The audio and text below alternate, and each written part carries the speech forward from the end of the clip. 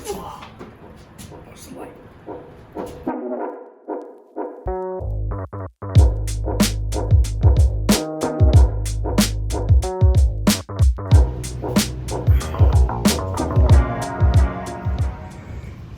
I think it's about time I shared the story of Snowman with you. See, up until that time, almost all of my artwork was 18 by 24 inches. And there's a good reason for that. See, I could easily find the paper that I wanted and a pad that was already 18 by 24 inches. It was easy to work with, it was a good size, showed well on the walls, but I wanted something different.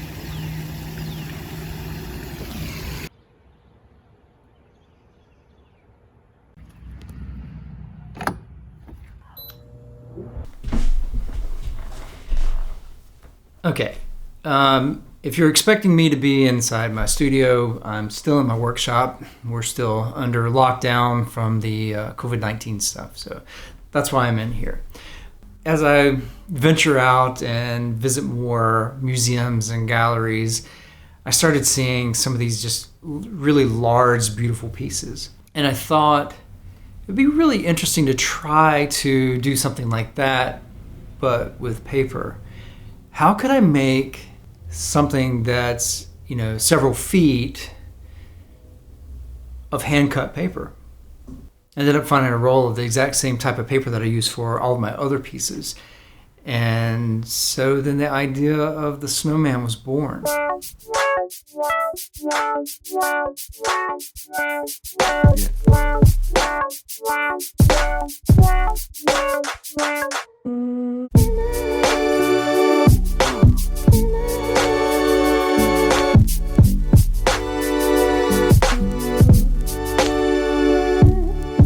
This was a piece that not only did its sizes present some interesting challenges, but also in the way that the paper was delivered. Since it was in a roll and it was fairly thick paper, it had a natural curl to it. The first piece I spent quite a bit of time flattening it. The other pieces I spent less time, and some of that actually showed up while I was putting the piece together. The good news is that after everything was all said and done and glued together, none of that curling showed up. This is a piece that I worked on for a bit over 4 months. And it was on and off. It wasn't a straight through shot. And I learned quite a bit from it. I had to improvise. I basically took folding tables and set them upright to form a sort of an easel. And then I would tape the cutting mat behind it. And work on a section at a time, and then when I got done with that, I'd move on and add a little bit more to another section. It was challenging but fun.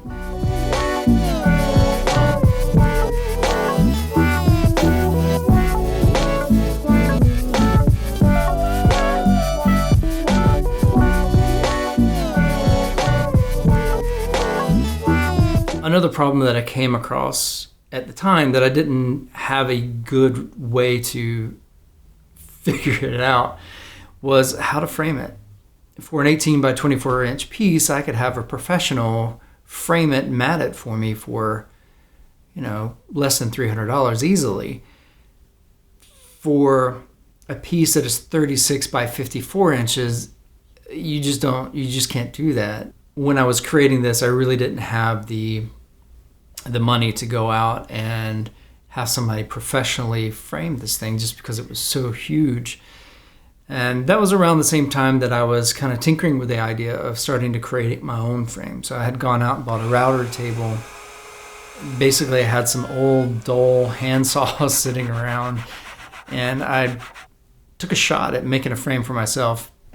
Now, the frame that I was building, I actually had to create it within just a couple of days because there was an art exhibition that this piece was actually supposed to hang in. So I didn't have a lot of time to do a lot of trial and error. I just basically had to build something. In the end, it turned out the frame looked like trash. It had really big gaps. It was so bad that I ended up spray painting all over the frame to kind of distract from all the flaws that were in it. over time, this piece would get pushed into different places. I really had a hard time finding places to store it, and around the house it was always kind of stuck all the way in the back.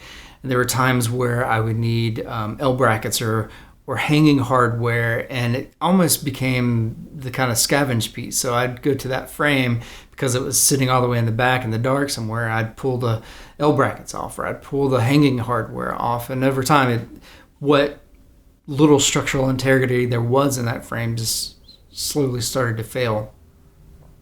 And it sat in the studio. Once I moved into the studio, it sat there for a long time, just in a disrepair, and it was actually heartbreaking to me because I actually loved this piece so much, but it was the frame that was holding it back from everything.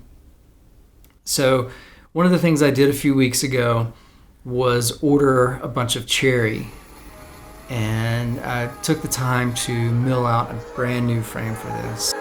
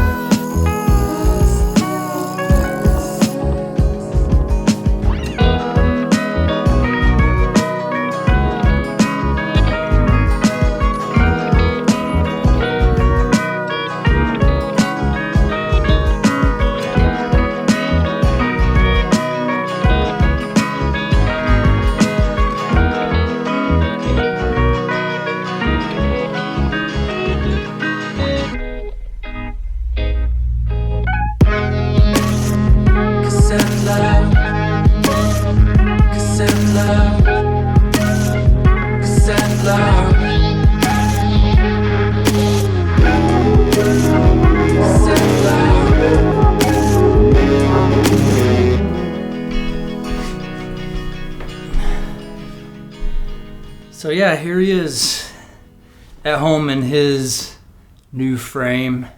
I'm really excited with the way all this turned out. The multiple layers and the texturing really shines through. The frame is beautiful, but it doesn't actually distract from the piece itself. I think I like how it's got nice little contemporary accents where I use segments of the wood instead of just one solid piece going down. It's got this brushed aluminum accent both at the top and on the side.